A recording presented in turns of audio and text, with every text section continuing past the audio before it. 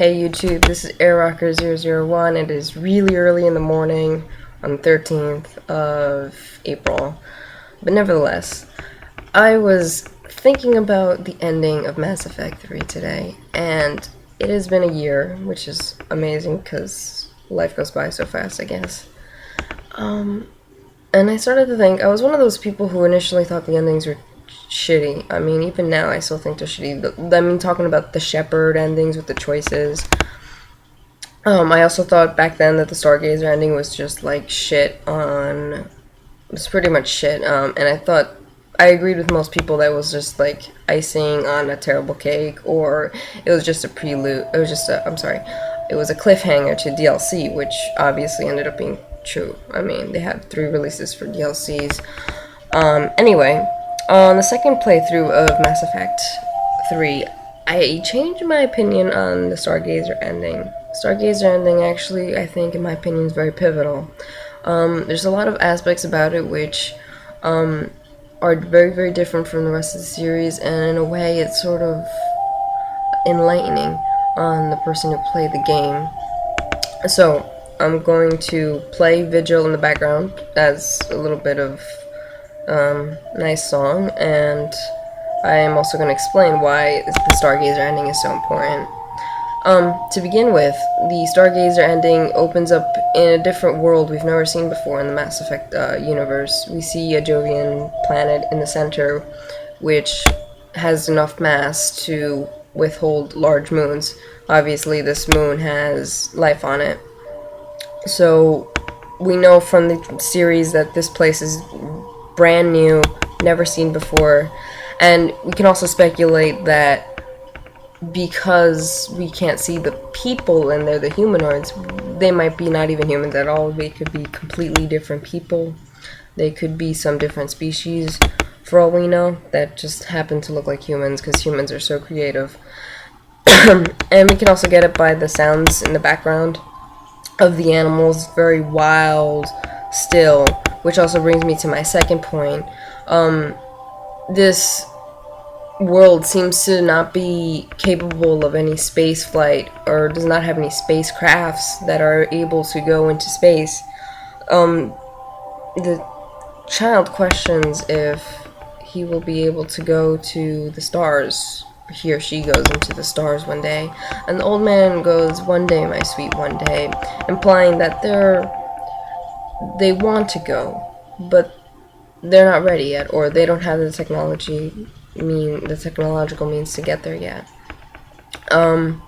So we kind of get this idea that this place is, first of all, it's a different planet, and second of all, it's a little less advanced than what we are used to in the trilogy.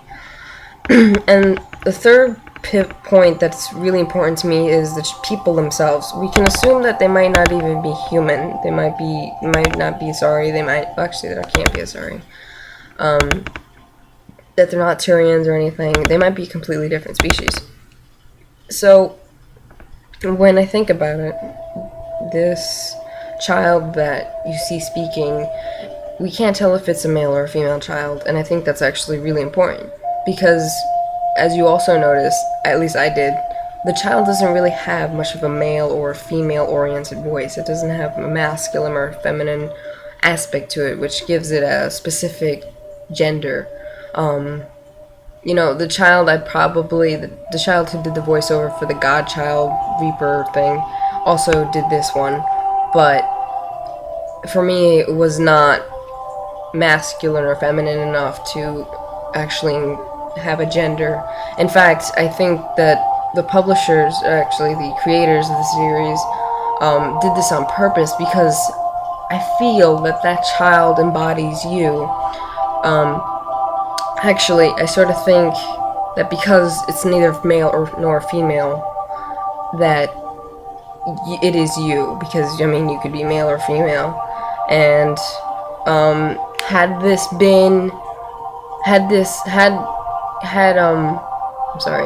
had Mass Effect had a prologue, you would have seen this exact scene, only with the child asking the grandfather. I'm just gonna assume he's a grandfather because it's Buzz Aldrin, he's an old guy. but it could be a father for all I know.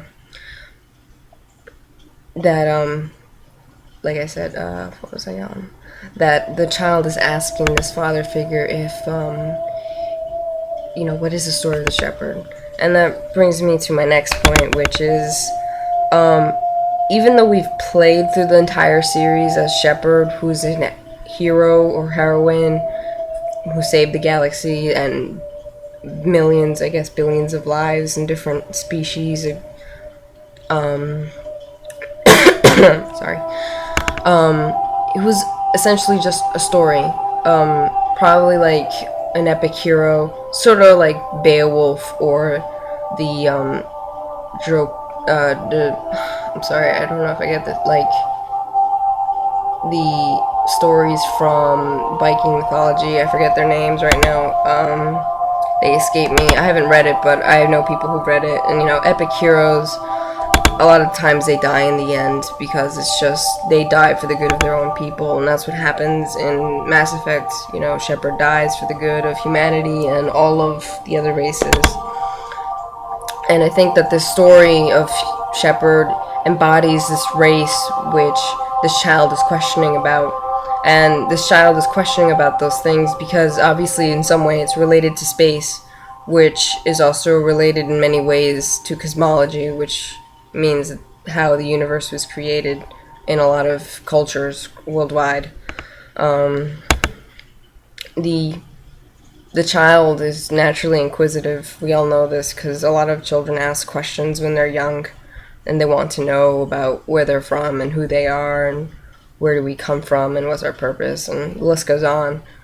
And this man answers, his grandfather answers with these questions with a story, and he tells them, that one day you'll be able to get to the stars soon, and that you'll be able to explore the rest of the universe and to find other life.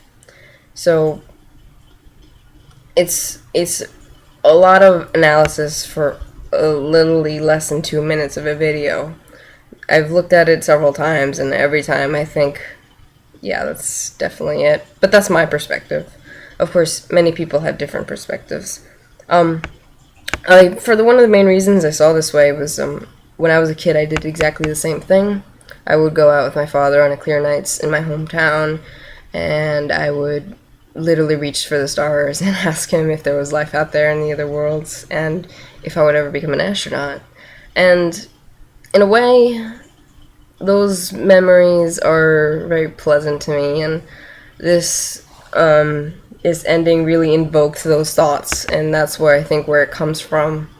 But everybody's different. This is how I felt about it. So I'd love to hear your comments, and whether I'm right, wrong, where you think that, ooh, this is an interesting perspective, or maybe not. I mean, be constructive, don't be negative about it. Of course, some people will still say it's bad ending, and I get it.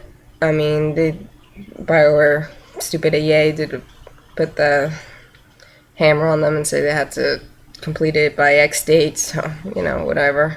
But I'd love to hear your comments, and thanks for watching.